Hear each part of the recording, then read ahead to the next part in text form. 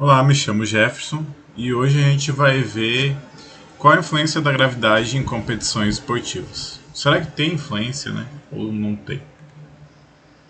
Será que então que a gravidade realmente influencia em competições esportivas? G não é igual em todos os locais da Terra? Vamos lá, para a primeira motivação. A primeira motivação é a altitude. Diferentes altitudes têm diferentes valores para G, né, para nossa gravidade. Imagine assim, quanto maior for a nossa altitude, menor é a nossa gravidade, menor é nosso G.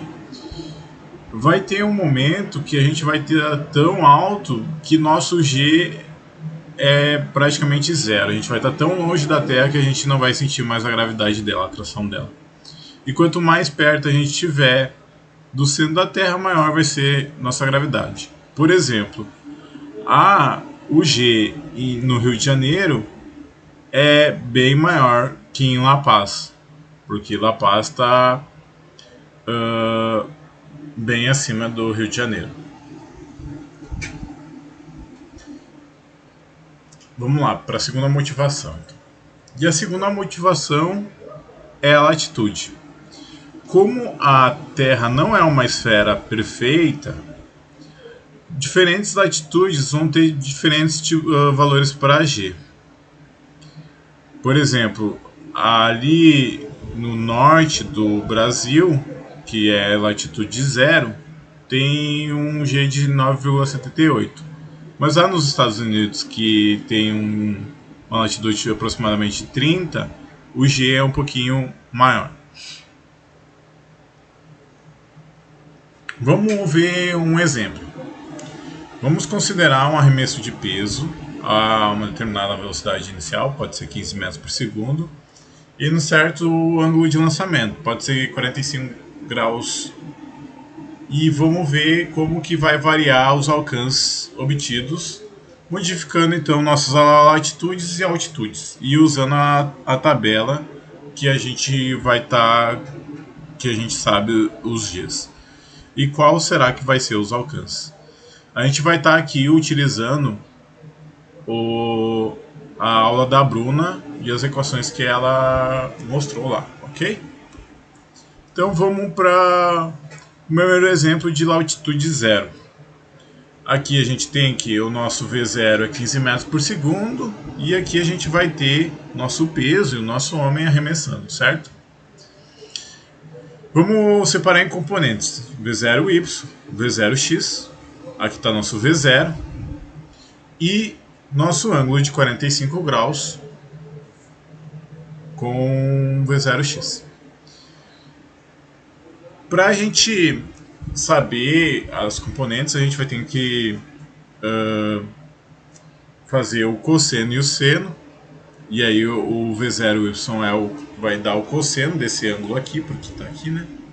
E aí vai dar 10,6 metros por segundo. E o V0x vai ser o seno. Perfeito? Aí, olhando lá as equações que a Bruna nos mostrou, né? A gente vai utilizar aqui o V em Y. Aqui eu estou pensando no momento em que o tempo, o nosso tempo é metade do nosso tempo de viagem aqui. Por que eu estou pensando nesse exato momento? Porque nesse exato momento, o V de Y, o V em Y, ele deixa de... Ele chega a zero. Ele para. Ok? Em V em Y. E aí a gente vai ter essa equação aqui. E aí, calculando esse tempo da metade do tempo de voo, vai dar 1,084 segundos. Isso para a latitude zero. Então, mas a gente quer saber o tempo total para saber o alcance máximo. E aí a gente multiplica isso por 2. multiplicado por 2. A gente lembra que Deus vê tudo, né? Equação lá do movimento retilíneo uniforme. Porque em x a gente não tem aceleração, então é como se fosse um movimento retilíneo uniforme. E aí a gente vai usar o V0x, o tempo total, e vai ter que o alcance máximo em latitude 0 é de 22,98 metros. Perfeito? Agora a gente vai utilizar o mesmo exemplo, só que com latitude 40. O que muda? Olha, os dados iniciais não vão mudar nada. Nosso V0 continua a 15 metros por segundo, nosso cosseno e seno continua a 45 graus, porque ele lançou também em 45 graus. No entanto, nosso G lá na tabela muda. A gente vai ter a mesma ideia de calcular até a metade do tempo de voo. Calculando, a gente vai ter que a metade do tempo de voo é 1,081 segundos, faltam uns segundos aqui, e que o tempo total de voo é 2,162 segundos. Aí, usando também Deus vê tudo, a gente vai ter que a distância, o alcance máximo para a latitude de 40 graus é 22,96 metros. E aí agora a gente faz uma pequena diferença para saber qual que vai ser então a diferença entre as latitudes. E a gente vê que a diferença então de L1 para L2, que seria a latitude de 0 graus para a latitude de 40 graus, é de 0,02 metros. Isso pode fazer diferença para um recorde mundial, mas é uma diferença pequena. Vamos pensar agora nas altitudes. Vamos lá. Pensando na altitude 0, então, né? Temos aqui. A gente vai fazer a mesma coisa. Fazer aqui o nosso homem arremessando, mas os dados iniciais são os mesmos. Velocidade inicial 15 metros por segundo, ângulo de 45 graus. O que muda é o nosso G. Então, a gente calculando, fazendo todo o mesmo processo, a gente vai ter que o nosso alcance máximo é 22,73 metros. Perfeito? Vamos agora para a altitude de 32 quilômetros. E aí a gente vai ter que as mesmas coisas, só que o nosso G é diferente. E vai ter o nosso alcance aqui. Vamos calcular normalmente. Vamos encontrar nosso alcance. E aí a gente vai fazer a diferença entre os dois. E vai ver que a nossa diferença é da altitude 32 e da altitude 0 é de 0,32, 0,39 metros, que é uma diferença bem grande e influenciaria bastante.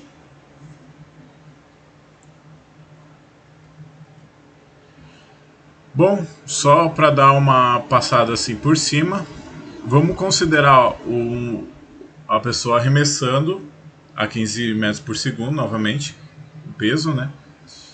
Só que no momento do arremesso, o peso vai escorregar da mão do arremessador e vai sair num ângulo menor, de 10 graus. Qual será que vai ser a diferença do alcance entre essa distância e do primeiro exemplo? Então, utilizando agora nosso problema inicial tem um ângulo menor de 10 graus, né? Vou utilizar o último exemplo, na verdade, que a gente utilizou, só porque a gente lembra que é 23,12 metros. E aí, agora o que muda é aqui no nosso cosseno e nosso seno. Olha como o nosso cosseno e seno são bem diferentes. Antes, os nossos cossenos e senos eram iguais.